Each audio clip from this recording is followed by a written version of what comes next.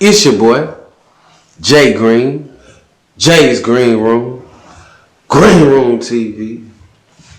And I'm back. I'm back with another one. I'm back with a good one, you know what I'm saying? Houston, Texas. Streets, you know what I'm saying? We got the coolest gangster, one of the coolest gangsters, one of the smoothest gangsters in the city. We got BERETTA BLK, 102 Piru. You know what I'm saying? Southwest. I'm from South Park. From South Park? From South Park to Mo City, like middle school, high school type shit. Okay. Got a little bit of both. South Park, Mo City, all my life. All right, well, let's give him a breakdown. You know what I'm saying? Rap artist for sure. Yeah.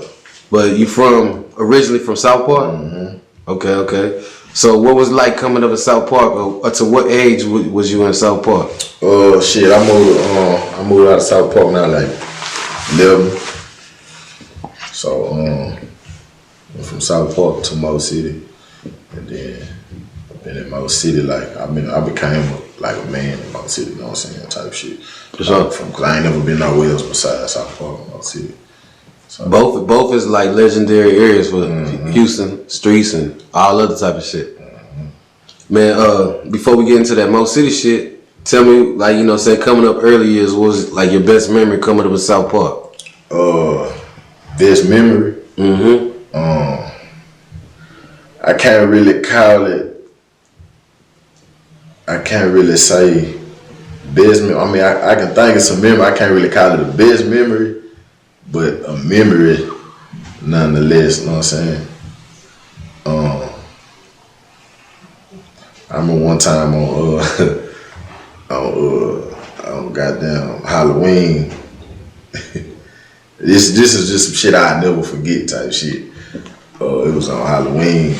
My relative stayed his apartment was like towards the other side of mine, and I would go walk over there to, you know what I'm saying, go to school and shit in the morning. And it was like around that Halloween time. And my relative and his mama, they had played like a little they had naturally scared the shit out of me. I had went down there one day. I walked in, and the lights was off, everything. I'm like, damn, I'm a kid, you know what I'm saying? So they had like this goddamn witch in a rocking chair, and it's just dark as hell in there. And out of nowhere, that bitch just started laughing. I'm talking about when I ran up out of that home, ran all the way back to my apartment. I'm talking about that shit scared the shit out of me. That's just some shit I'd never forget. But that's real. So this is like elementary. Yeah. So okay, so from what I take from that is that, like, you know what I'm saying, coming up with South Park, if you're not from Houston, South Park, Mo City, especially South Park, is like historical hoods. Yeah. Like street shit. But from what I take from that is that, like, even though, you know, South Park is what it is, it was always a family. Oh yeah, facts. It was always a vibe. It always, like, you know what I'm saying, that connect. Yeah. And that's something I get from all Houston hoods. Hell yeah. So at 11 you go to Mo City. Yeah. Moving with your parents, both parents, two parents, one parent? My mama and my step pops. Okay. By that time, my pops, my biological pops, he had done left. I wasn't in too much from him around that time, so. You ever got cool with your pops throughout the year? It's crazy you asked that, because like right now, like I've kind of been talking to him, building a relationship with him, you know what I'm saying? But like coming up, I ain't really hear from him too much. Like from the time he left from when I probably was like maybe like 4 or 5 type shit. From that time to the time I was 18, I can remember seeing him maybe 3 times. Yeah. Type shit. Did that shit ever fuck with you coming up? Nah, cause it was just like, it is what it is. Yeah, like I really ain't too much of a like emotional person, so it was just like shit. It just is what it is type shit. I don't feel like it affected me. You know what I'm saying? For sure. Okay. Like I said earlier too, though, I had spoken on the 102 Piru shit. Right. And then anybody sleeping under the rock, that's the same set wise, like Sauce Walker, Sancho Saucy. Yeah. a lot of people, Check Boy Stacks, Mash Mode, basically the shit that built TSF. Yeah. At what age was that shit introduced to you? Around like 13, 14. So like right after you got to Mo City? Yeah, type shit. For sure. Okay, so when you got to Mo City, what was like, was it a change? What did you notice the difference coming from South Park? I mean, it was a change for me because like I was coming from apartments, from living in apartments to living in the house now, you know what I'm saying? It was definitely different, but it was a lot of the same shit going on too at the same time, you know what I'm saying? It's like, it's something like, you got a story about your first day? Right, yeah. It's some crazy shit that happened to you? It was like, I can't remember if it was the first day, but it was definitely like the first week or some shit. In Mo City? Yeah, goddamn, the nigga was outside, butt ass nigga gone out there Sherman. I'm like, you gotta think I'm a kid. I'm like 11 years old, you know what I'm saying? I'm like, damn, even though I had been seeing shit like that, but it's just crazy because at the time I didn't know nothing about Mo City.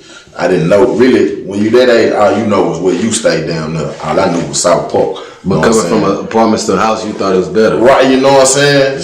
So when I seen that, I was like damn, you know what I'm saying? Now, Mo City is active too. Yeah, it's definitely active in Mo City. So, okay, coming from South Park, you know what I'm saying? South Park is commonly known in certain areas, pockets, is Bobby World, Water World, Splash World. So previously to coming to Mo City, you seen waterheads, niggas getting butt naked and all that type of shit. Yeah. So when you seen that in Mo City, you kind of felt... Right, it was like, damn, that shit kind of threw me for a loop type shit, you know what I'm saying? Nah, for sure. Okay, so around 13, about 2 years after you've been over there, that's when you kind of connect on some street shit. 102? Yeah. Was it originally 102? Was it just partners in the street? Was it sets? Was it cliques? How did it come about? I mean, it was a little bit of all that shit. Like, it was always Piru, you know what I'm saying? It was always Piru, and then it was Mash Mode. Mash Mode was just kicking up dust around that, starting to kick up dust around that time. And you original Mash Mode member? Yeah. So was Mash Mode came before the Piru shit? Yeah. Okay. Now, not before the Piru shit, but before the 102. Yeah, shit. And that's the main important thing. Right. You know what I'm saying?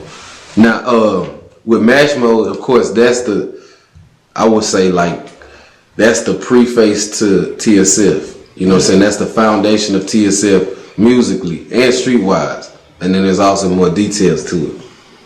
Now, when you clicked up with Mash Mode, I interviewed Check Boy Stacks too, and he explained how influential Mash Mode was to the streets. Right. How did you link up with Mash Mode? I know it's a long time, you was young, but how was it in your perception? I mean, it was already niggas I was fucking with type shit. You know what I'm saying? Yeah. It just kind of happened like that. Niggas was already, for the most part. You know what I'm saying? Niggas was already rocking and shit. Do you believe clique culture is a big thing in Houston? Yeah. Explain why you say that. I think clique culture run Houston. More than gang culture? Shit, yeah. More than hustle culture? I mean, cause if you just think like off the top of your head, them cliques gonna come to mind first. You know what I'm saying? Facts. In Houston, Texas, cliques are the foundation to everything streetwise. Right. Okay, for sure. Alright, so you got with Mash Mode. How did it happen? Like, you know what I'm saying, you come to Mo City, you from South Park, you rub shoulders. The first time you ever heard the words Mash Mode, who was it that said it to you? I don't even know. So it's like it just kind of just naturally happened though, cause niggas was already, like I say, we was already like, cause you got that, it's some niggas like who I already knew from back when type shit, you know what I'm saying? Yeah. So it just kind of just naturally happened type shit. So what does Mash Mode mean to you? Shit, what it sounded like, it was on some crash shit. Shit, mashing on shit. Yeah, for sure. For sure. Alright, so you get with Piru from 102, you know, it's a blood set, blood variation, and it's different in Houston from everywhere else. Yeah. You know what I'm saying? How you get to where it becomes 102 Piru? You know what I'm saying? A very popular, famous Houston blood city. Right. Shit, we was already like, we just wanted to, like, we wanted to separate ourselves. We wanted to have our own shit that only we can identify as, you know what I'm saying? Was it something that influenced you to want to do that, or it came naturally? It just came, like, it just came up to all of us, you know what I'm saying? It just came natural to all of us, shit. That's just what we wanted to do. We wanted to separate ourselves, because we was already kicking up dust in the streets, or starting to at that time, you know what I'm saying? So, when it came to the blood shit, we just wanted to, like, nah, we want to have something only we can identify as, you know what I'm saying? You can't be this without it being through us, you know what I'm saying? Type shit, so that's how that shit happened. I heard through the grapevine, though, that the original, like, instance that motivated that Mash Mode 102, really the 102 shit, was a nigga from Cali, you know what I'm saying, who kind of came, was like, I see what y'all doing, but y'all need some more clarity. Yeah, it was, it definitely was a nigga. He was like, he was just kind of confused on how she was, like, because, like, he was like, how this nigga is this set and this nigga this set, but they from two different sides of the city. They don't even know each other. You know what I'm saying? So that's what made the nigga. We was already on some shit, like, we want to separate ourselves, but shit, once that shit happened, it was like, all right, we finna, you know what I'm saying? We finna make history. So was it beef with a Cali nigga, or is it just it wasn't no beef. It was just like on some big blood meeting one day type shit. Just a nigga from Cali had seen what y'all was doing. You know what I'm saying? Type shit like that. Okay. Yeah, so it was like, man, we finna make history, nigga. We finna put our own shit in the concrete. You know what I'm saying? Okay. So what does 102 mean, or what's the significance of 102? How does that come about? The numbers 102 came from some how we would handle to get some gangster shit. Put niggas on, like, we'll put niggas on for 62 seconds, which is a minute and two. You know what I'm saying? So it was like, all right, we're gonna be 102 Piru. You know what I'm saying? Yeah. So that's where the numbers themselves come from. For sure. And of course, through Sauce Walker and TSF, Sancho, and a lot of people, you know, the whole 102 thing has become almost stamped. Yeah. You know what I'm saying? In the street music kind of way. Yeah, especially it's definitely stamped. I mean, because shit, from the streets, from the homies that have been to the penitentiary and put it down, it's definitely stamped. Yeah. Like, a nigga can't go against it, you know what I'm saying? It's stamped for shit show. Have you ever experienced, like, backlash from Cali niggas ever since that first time, kind of trying to check what y'all doing? No, shit, nah. For sure. Cali niggas don't really just too much. California, Texas. I mean, they'll ask, be like, what's, you know what I'm saying? Where this come from? You know what I'm saying? Type shit. But now I don't know. Nah, this ain't that and that ain't this. You know what I'm saying? Niggas be curious type shit. For sure. But as far as on some checking shit, nah. Nah, for sure. Texas and California are very similar. Yeah. Especially old school wise. Right. Texas always had like that connection with California, like more than any other state. Even like on the screw tapes. Like, that's the main thing that was mixing. Like, you know what I'm saying? E40 definitely tapping in with the West Coast shit. For sure. I interviewed ESG once. Yeah. And ESG said, if you go back 3-2, the way 3-2 used to rap was like this. He was dope. Rest in peace, Mr. 3-2. He used to rap like this.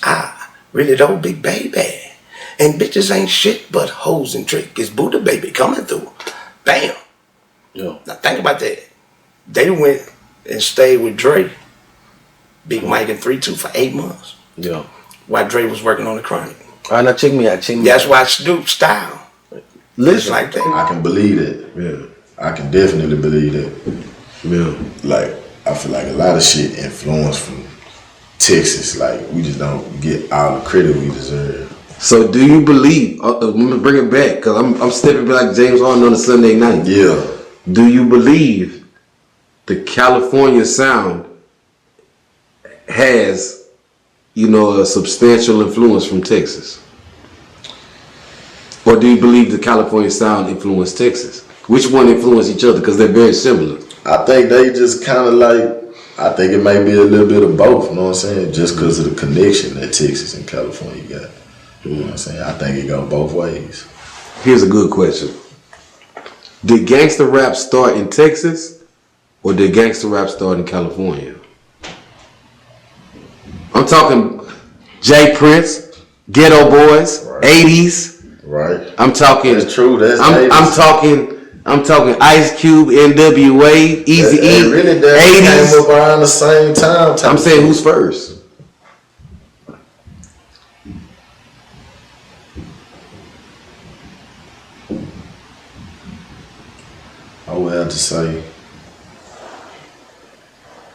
I would have to say California made it a global thing first.